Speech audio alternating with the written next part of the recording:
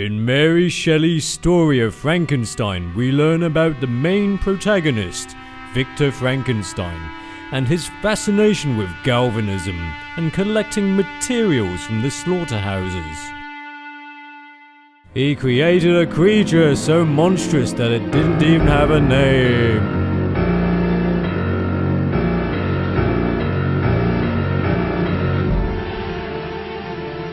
Something like this occurred again just recently. It certainly required electricity to breathe life into it, and although it has the potential to be brutish, it looks like a Frankenstein creation, a collection of body parts to make one beastly thing. It does have a name though. It's the Ricoh GXR. Something wrong with my throat. The trouble is, it was just a bit too weird for it to be accepted. The lenses were sealed with the sensor. But now Ricoh has come up with something that could save this beast. It's a Leica M-mount unit.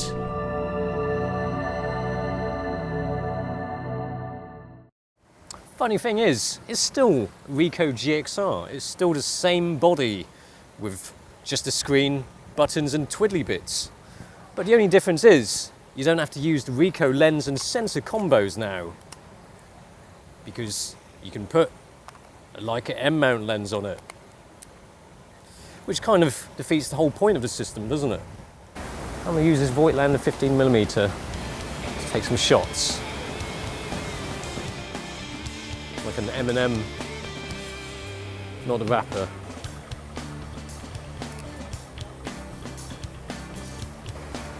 Now the Voigtlander 15mm is a spectacular lens, incredibly sharp. But when you've used it on these cameras like the Epson RD1S and Leica M8, it vignettes like hell. And it also has some cyan tinges on the corners as well. Let's see how it does on this. This lens actually works quite nicely on this GXR unit. The corners stay pretty free from light fall off. The problem with some of these wide lenses for the M-mount is that the rear of the lens can sit really close to the sensor. The Epson RD1, which had the same sensors as the Nikon D70, suffered from some heavy vignetting with this 15mm lens. The M8 had offset micro lenses but still had some cyan corner issues. This Ricoh unit is designed to counteract the sharp angles of incidence with 21mm wide lenses in mind. And it works fan-blooming-tastically. Actually, I'd like to show you the focusing aid feature, but this is probably not the best lens to show it with, because you've got bags of depth of field of this. Let's get the 50mm Summilux out. It's all too easy to forget that you're using manual lenses with an ultra-wide angle.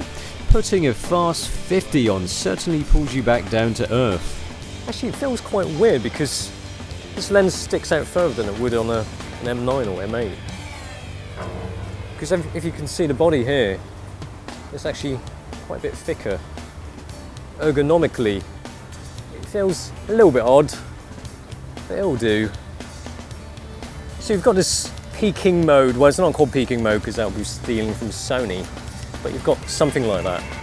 Now you actually have to access it in the menu, which is a bit annoying because everything's in the same row here. But of course you can customise the buttons, which is what I've done. There you go, function 1.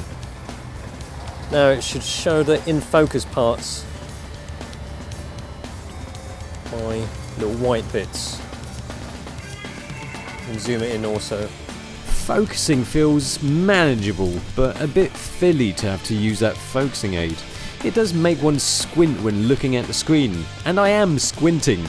It's not just because it's sunny and because I'm Chinese. Right, now it's actually got two types of peaking mode thingamajigs. There you go, mode 2.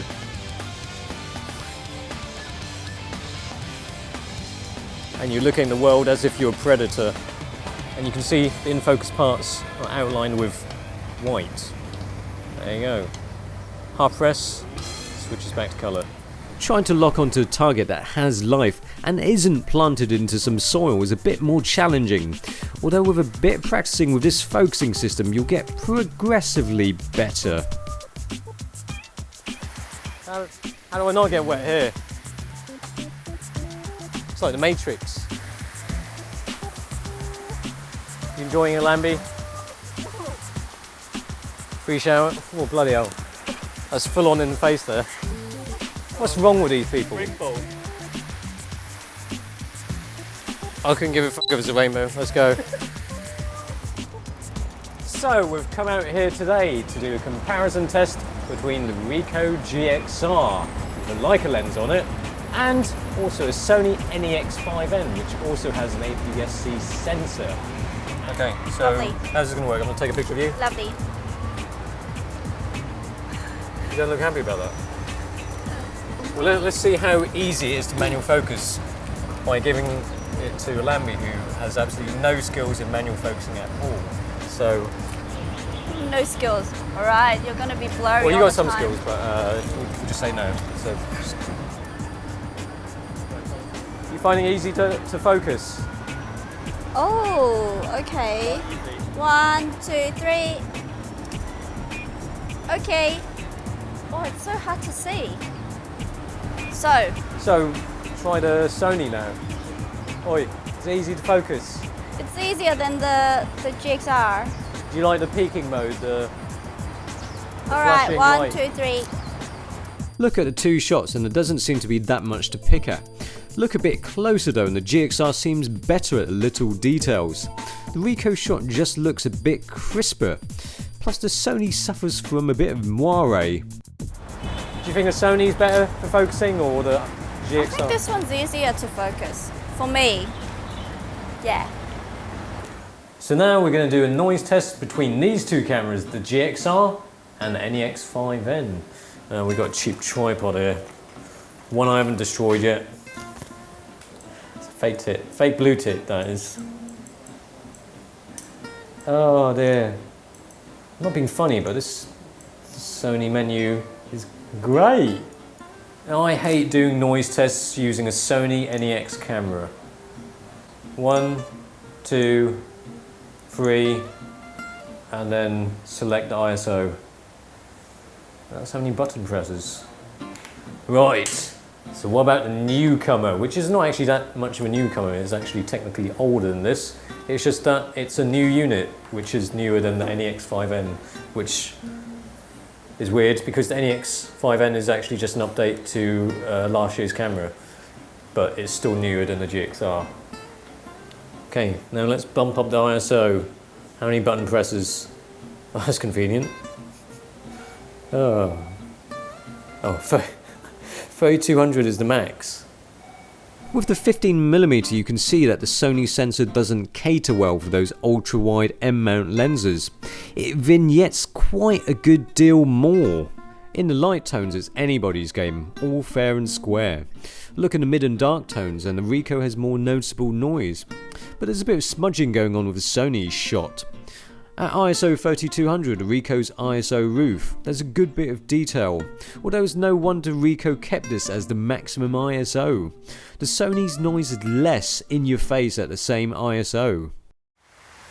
When they first announced the M-mount unit for the Ricoh GXR, I was really quite excited, and it's worked out quite well. I like how the way the Ricoh works and the menus, the customization, and the image quality, pretty good. However, if they'd released this on day one with the GXR, it would have been a success. But the trouble is, 2 years on and there are other APS-C censored mirrorless cameras such as the Sony, which you can also buy an adapter for to mount Leica lenses. So, it's going to be a tough call for this one. When the Ricoh GXR came out 2 years ago, I thought it was quite admirable that they tried to do something a little different. Unfortunately, a lot of people scratch for their heads rather than reach for their wallets. Now, they've released an M-mount unit, and there are plenty of people out there with M-mount lenses to play with. The Ricoh is a very good choice. It's just that it's not the only choice. Well, the Ricoh GXR is like Frankenstein. It might find it hard to be accepted by the masses, but as long as the owner understands it, then that's all that really matters. For deleted scenes, extras and other stuff, check out the DRTV Facebook page by clicking the link in the description box below.